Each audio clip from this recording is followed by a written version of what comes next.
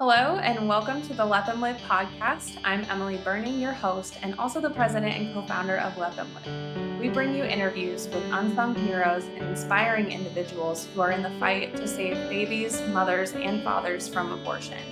Our goal is to amplify their voices and bring their stories to the forefront, shedding light on the incredible work they do and the lives they touch.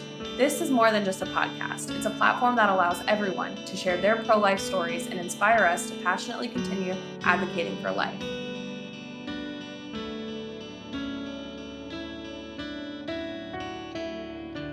All right. Thank you guys so much for joining us again. This is the Let Them Live podcast, and I'm really excited for our next guest. His name is Robert, and Robert has actually come to Let Them Live in just the most wonderful way. So I'm really excited for him to tell you a bit more about that. And he has just an amazing story that I think everyone needs to hear. And the reason that I really wanted to interview Robert is because abortion is not just a woman's issue. Abortion does not just affect women. There are also men involved. And so Robert is going to be able to talk a little bit more about his story. Welcome to the podcast, Robert. Thank you. I appreciate it. Yeah, absolutely. So tell us how you got connected with Let Them Live. Tell us about that. Life is funny. You go through your own things as far as what abortion and what the life looks like and dealing with it from a non-female perspective. So let me give you a little backstory. So I wasn't always living life correctly. And when I say that, I was, kind of the worst of the worst. I was running the streets, was selling drugs, ended up in prison. And you sit there and then you're surrounded by individuals that you've known your whole life. And then you meet new individuals that you haven't, but they're doing the same things you guys always were. And you decide that you either want to do that forever or you want better. And wanting better, I went through some college courses and I ended up turning my life around and was blessed enough to come across my path, who is now my wife, Tasha King. She formerly Tasha Cooper. She is your director of counseling at Let Them Live. And I got the blessing and I got the gift of being able to see what Let Them Live look like from the outside in. I could come home, I could go to work, I could come home, we could mess with the kids. And, as we're conversing about our future and what that looks like, you talk about your jobs and you talk about your world and you talk about, so Tasha and I were able to we have wonderful communication. She's such a blessing, such a good woman. In order to be, when you're talking about that communication, you talk about what she does for a living. And what she does is she's a director of counseling for Let Them Live. And you get curious. And you're like, okay, what's that? Anybody who's got half a brain or half a relationship is like, what's my wife doing? And I noticed that on a daily basis, my wife is able to change lives. And Tasha, when I say she changes lives, and she is so good at it. And she is motivating, and she doesn't even have to sell it. Like, it makes you want to participate. It's giving me chills just thinking about it. Like, she's all the time surrounded by moms and trying to figure out how she can resource moms and trying to figure out how she can help people learn how to resource moms and then teach people how to do that. And then I start to ask, what do you mean? And she starts to tell me that she works for a pro-life nonprofit. And you don't really know what that means unless you're on either side of it. And I've had the blessing, I'm going to say the blessing of being on both sides of it. That's kind of, and then you realize that it's a nonprofit, and then you ask how you can help. And because you're like, you see her so satisfied at the end of the day that you're like, what can I do? Like, how can I help with the situation? And that's kind of what led me into you guys and being able to help with you guys. Yeah, I absolutely love that. And I absolutely love Tasha. I think that anyone that knows her knows that she just has the biggest heart. We already interviewed Tasha, so I'm not about to make this all about her, but right. No, but it was kind of cool. It's hard not to, she is amazing. Right. It's really wonderful to hear how you kind of got into the fold. And you mentioned, you kind of had the blessing of being on both sides of the argument. Why don't you talk about your not pro-life side and any experiences you've had with abortion, and also your beliefs on abortion, maybe where that changed? Absolutely. So I have a son who is now 11 years old, and his mother, when we were together shortly after he was born, she got pregnant again very quick. And when she got pregnant that quick, it kind of went along with the not living life right, because when you're not living life right, you have a tendency to not stand up for what your heart believes in, and you have a tendency to follow the crowd. So she got pregnant really quick. And the first thing out of her mouth was that, we can't have this baby. We can't do this. And she was heavily leaning, not heavily, she wanted an abortion. And at that time, I didn't realize that we had a choice. You know what I mean? I didn't realize, and it's kind of a very immature way of looking at it, in my opinion. It's a 50-50 ball game. It is two Right. individuals make the Right. choice, make the adult choice to lay down. And what that looks like is that God chooses to bring a life into this world. So I didn't realize that I had a leg to stand on. When she said she was leaning towards abortion, I went ahead and was like, you know what? It's your body. It's your choice. And Mm, that's how I felt then. And that was, and I don't know that that's necessarily how I felt, or if it's necessarily that I didn't believe that I had a right to feel another way. So I supported her in the process, and we went through with it. And afterwards, I felt terrible. And I felt terrible for a long time. And still to this day, I don't feel any less terrible than I did then. And it was because I didn't stand up. And I should have stood up and said, hey, you know what? This is the wrong choice to make. mhm. Like, we chose to do what we did. It is now our responsibility to make sure that this child has the best that it can.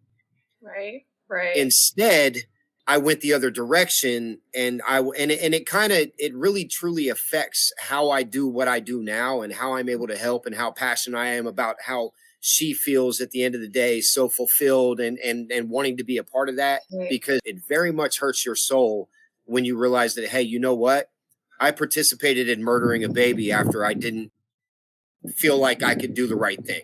Right. And You know what I mean? your story is so important too, because we live in this culture of men can't have an opinion. You're not even allowed to have an opinion. So then the default opinion, I guess, is, okay, well, I'll just go along with whatever you want. And, Correct. maybe at that time, that's pretty much all you thought. But really, the reality is that men, obviously, like you said, it's 50-50. And you're speaking out and saying, men, stand up, have a That's voice. exactly what I'm saying. And I couldn't say it any better than you just said that. Men stand up. You know what I mean? I think a large problem with what's going on in the world today is that men are not acting like men Right. because the fathers are not around. You know what I mean? And whatever that looks like. And don't get me wrong, I'm not taking anything away from a woman, because there's nothing in this world that is comparable to a strong woman. But when you have women raising men, the men fail to grow up like men. And I don't, and I please do not take that disrespectfully, because I'm not trying to be disrespectful in any way, shape, or form. But there has to be that male influence to balance it off. You know what I mean? And it's the same thing as the women. It comes full circle, so that you're losing your morals in the long run. You're Right. losing the biblical standpoint. You're losing about what you're supposed to be doing. And what we're supposed to be doing is teaching the next generation how to take care of the next generation. You Right. know what I mean? And we're Right. failing to do that as a society. And we're failing to Absolutely. do that because men are not understanding that you need to stand up and speak for your half. Don't Yeah. bully people. That's not cool. You know what I mean? Have good, open communication. Have Right. the hard conversation and sit down and see what that looks like. And Mhm. see don't focus on the problem, focus on the solution, because you will learn years later, as I've been so blessed to be surrounded by 5 women in the house. You know what I'm saying? Like, I have 5 daughters in the house right now, and I am blessed with that. I feel like I'm blessed with the ability to teach them how they're supposed to be treated and what they're Yeah, supposed to do next in life. absolutely. And that's something that's so important that you touched on, is like fatherlessness, because there is an importance of teaching that, and teaching the value of life, and teaching, all of these important things, so that it can have an impact later on when there may be a situation where abortion is brought up. Correct. At what point in your life, if there was like one point, did you have like a switch? Did you have a switch to like, okay, I think abortion's wrong, or was it around I the think time? I always felt like it was wrong. I just didn't know that I had the right to stand up until I made that choice to be a man, until God spoke to me and said, hey, you're not doing what it is that I want you to do. And then in that same kind of breath, the hand in hand situation is you have to give up the power that you feel like is yours, because we are not in control. We are not in control in any way, shape, or form.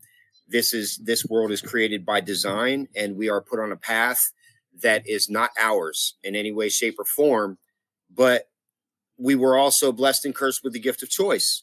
You know what I mean? And you have to understand that in order to love and in order to walk like Christ did, you have to take all situations and all problems and truly look at the solution. And the only way that you can find the solution is by communication. And I said that a few minutes ago. Like it's by, you have to be able to coexist. Men and women have to be able to coexist on this planet, and you have to respect the woman for everything that she is. And at the Absolutely. same time, she has to respect the fact that you're there. You know what I mean? And that you're trying to do the right thing. And that, hey, how can we make this work? I know that just from being privy to a lot of conversations here at the house, you know, when I get off work and when Tasha's still, and at the end of the day, when we're decompressing and she's talking to me about moms and what that looks like, it makes me very sad that there is a large part of why a lot of these abortions occur are from a lack of a man standing up. They're from, or a lack of a man bullying a woman. You know what I mean? And pressing them to a situation that they don't want, or that they're failing to provide that support. And I can't tell you enough how important the support is on both ends, like Yeah. from a man to a woman and from a woman to a man. Yes. Like, because 100%. it takes a village to raise a baby, not just a bunch of women. Yeah. Like, it takes a village, and that includes a bunch of men. And we need to 100%. start figuring that out. Yeah, no, I totally agree. And it starts little by little by, speaking up about it. Do Right. you remember the aftermath of the abortion? So do you remember things kind of unravel with you two after the Oh, absolutely, abortion? 100%. I Yeah, felt sick. describe I that. felt sick. I felt sick to my stomach. I never was able to look at her with an ounce of respect again. And that's regardless of the poor life that we were living, or the poor decisions that we were making, or how that affected your ability to adult. I couldn't understand how, as the provider of life, that you were able to say, hey, you know what? I'm just going to shut that down. Like it's like it was your choice. Like, and I know that's probably, it sounds kind of hateful, it sounds kind of harsh, but in my honest opinion, in my heart of hearts, I never had the same amount of respect for her again. And I had even less respect for myself for not standing up for what I felt like I should have believed in. Right. And then did you go through any like healing process, or like have any support, or like any specific program? Like, is there I even a didn't. program for? I didn't, and I did, and again, that was probably from a lack of adulting. I'm not sure that there are support or programs out there. You know what I mean? I'm not aware of a, hey, you know what, as a male, this is a decision that I helped make, and where can I go to figure that out? Like, I'm Mm, not sure that that is there, and I'm not sure that that exists. I'm gonna look it up right now as we're on Yeah, the because I'm a podcast. fairly resourceful individual, and I don't feel like that's anything that I've ever heard of. And this is a good time. I just typed it in. Oh, looks like maybe there's a couple of options. But if anyone is watching this podcast and knows of post abortive support and counseling for men and post abortive healing, like shoot me Right. a message, because I that's something that we need and to. what does that look like? You know what I mean? Yeah, How do you process that and figure out, hey, you know what? I did this and it's wrong. And how do I step forward to right, become a man to help nobody else have to go through this, or right. to help people understand they have a voice? Right, absolutely. Well, and right now, Robert, this is the perfect time, and it actually leads into my next question, which was, what would you say to men who have gone through your, experience, or are it currently facing, that choice? Stand up and make the hard decision. Stand up, have the hard conversation, because it's only a conversation. There is conflict resolution that can occur with hard conversations and with proper communication. Don't be afraid of what the outcome might be. Listen to what you think, listen to what your heart is telling you, and stand up and make the right decision, because you do have an opinion when it comes to birth, and you do have an opinion when it comes to abortion, and both of those opinions matter. Absolutely. Well, I saw this really sad video. I don't know if you saw it. It was of a father and his girlfriend or wife was going into Planned Parenthood, and he tried everything to stop her. I mean, the video recorded was actually someone recording him like crying and begging I her, did not. like, do not go in. It is the most heartbreaking Right. video, and it Right. really shows, even if there are men who stand up and do absolutely everything they can, Right. it kind of begs the question of, like, why does our culture tell everybody this is just a woman's issue, and they tell women and everyone this isn't even a generational problem, this is just between a woman and herself and her doctor, and that's it. And then that is not the case. That's not the case at all, because it's, and I don't mean to sound sexist but you can't have a baby without a man. No, it's Like, true. And whether you have intercourse or whether you have artificial insemination or whatever that looks like, you cannot have a baby without a man. right. You know what I'm saying? And so, given that, it just seems logical that you have the same Right. qualifications to make the decision as to what happens. You know what I mean? Absolutely. And if the woman wants an abortion and you choose to say no, that should be applicable in a court of law. You know, Yeah. just the same as a marriage, just the same as if had that not happened and you have shared parenting later down the road, should some bad stuff happen and people get separated and you have to go through the court process, you are given a 50. I know I've got full custody of my 16-year-old daughter. You know what I mean? So the courts will look at you after being convicted of a felony, after being convicted of dealing drugs, after being on the streets, after living the wrong life.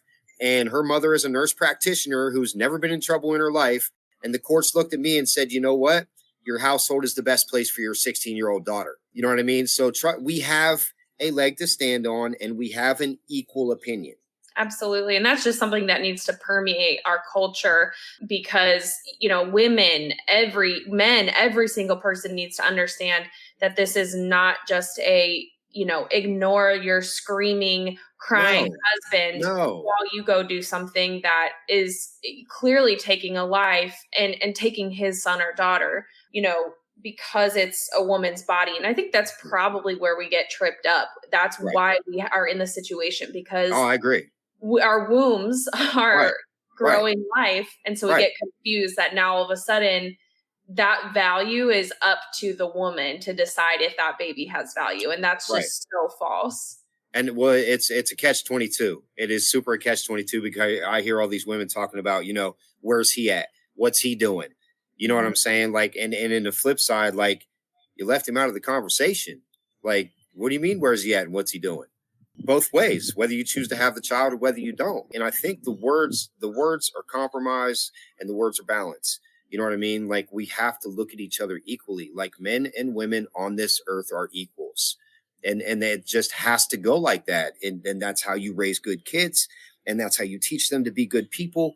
And that's how you have good societies. And that's how you function properly, is to understand that we are on the same page and we need to be heard equally. Right. Exactly. I agree, especially on an issue that's this big. I mean, this is Absolutely. not, what kind of ice cream do you want to get from the grocery store? This is life or death. Right. Right. No, you're correct. It's it couldn't be any more different. Exactly. What would you say to people who are pro-choice? At first, I would ask why. I think that I would ask why you are pro-choice, because I am, and let me tell you, I am very, very Christian in my old age. And I am a very God-fearing individual in my old age, and I was not my whole life. But I would first ask you why and what your reasons were. And then I don't agree. You know what I mean? I do not agree. It is not a pro-choice thing. It's to be pro-choice is to kill a child. To be pro-choice is to give someone permission and not stand up for the fetus and not stand up for that life that could have changed the entire world. Right. You know what I mean? You are taking the choice away. It's hypocritical is what it is. I'd say to be pro-choice, yet to take the choice away from somebody who doesn't have a voice, it's hypocritical. Right. Like that's what I would say to him. I'd say you're a hypocrite. There we have it. Yeah. It's something where we find this language in our culture, right? Choice, these awesome words for, progress and all of these things that are used to describe abortion, but not necessarily even abortion itself. And that's something where, if someone asked me, like, what would you say to someone who's pro-choice? I would not even necessarily, I would say things, but I would show them an abortion. I would ask them, have you ever seen an abortion? You understand how this process works. Right. Like what you're supporting, you got to understand what you're pushing. Right. And most of the time, that's not the case. Yeah. I can't tell you that you have an opinion, and then when you give me your opinion, tell you that shut up, that's not worth anything. Mm-hmm. Like, you know, Mhm. it's hypocritical. I'm pro-choice, yet I'm going to take away your choice. That doesn't make Right, sense. right. It doesn't make any sense. Well, I'm so grateful that you were able to share your, Right, experience and just your take on things because again, it's so important to hear from men, not even men, who just, had abortion experiences, but just men on the pro-life issue in general. I right. think that maybe there's pro-life men in hiding and I'm just telling you guys to come on There. out because it is the time. It's It is safe. the I promise time. you, it's safe. There is a movement Yes. out here. There's a Yes. movement, and I'm part of it. It's safe. Yes. 100%. And Right, it's amazing that you are now getting more involved with Let Them Live and that your own experience having lost a child to abortion is helping to propel the work and your right, desire to help women that are right. finding themselves in similar situations. Absolutely. Absolutely. So Anything that we can do to help. Tasha motivates me every day. You guys motivate me. I was blessed to be able to come down to Daytona not too long ago, like and see firsthand the intricacies and the ins and outs and what that looks like. And I am super, super blessed and super grateful to be a part of this team and what that looks like and to help this progress, not digress. 100%. I'm with you right there. So thank you again, Robert. Yes, ma'am. And if anyone wants to, learn more, donate, volunteer, intern, all the bells and whistles, you can go to letthemlive.org, go to our social media and check out what we do. I mean, the work we do is life changing and we're literally out there saving lives. So thank you guys for tuning in. And thank you again so much, Robert, for joining. Thank you very much, Emily. Good to see you. Thank you for joining us on today's episode of the Let Them Live podcast. I would like to give a special shout out to Patrick at Moon Shadow Studios for doing such an amazing job of editing our podcasts. Let Them Live is a Christian nonprofit dedicated to supporting women who are considering abortion primarily due to financial burden. 73% of women have abortions because of financial struggles, and we're here to bridge that gap. Our goal is to provide the emotional and financial support women need to feel empowered to choose life. If our cause resonates with you and you're interested in learning more, getting involved, or making a donation, please visit our website at www.letthemlive.org. One amazing way to contribute is by joining our Heartbeat Club, where you can become a monthly donor, and your ongoing support will ensure we can continue helping women every single month. You can also follow us on social media to stay up to date with all the amazing stories and ways that you can be part of our mission. We are on YouTube, TikTok, Instagram, Threads, Facebook, and Twitter. Just search for @LetThemLiveOrg, and you can also find me on Instagram @EmilyBurning. Thank you once again for joining, and please join us for more upcoming inspiring stories and conversations. This episode of the Let Them Live podcast was produced for you by Moon Shadow Studios. Put your podcast in good hands today and take advantage of our special first-time client discounts by visiting moonshadowstudios.biz or by following us on Instagram and Twitter @Moonshadow Studios.